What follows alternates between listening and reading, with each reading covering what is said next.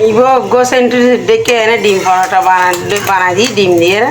সুন্দর করিয়ে এলে করে বানাই ফেলাইবে মশা করিয়ে ফল খাইতেও মজা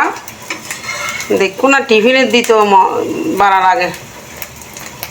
বানাই ফেলাইলাম দেখুন না এই নাস্তা চা গরম গরম চা সকালের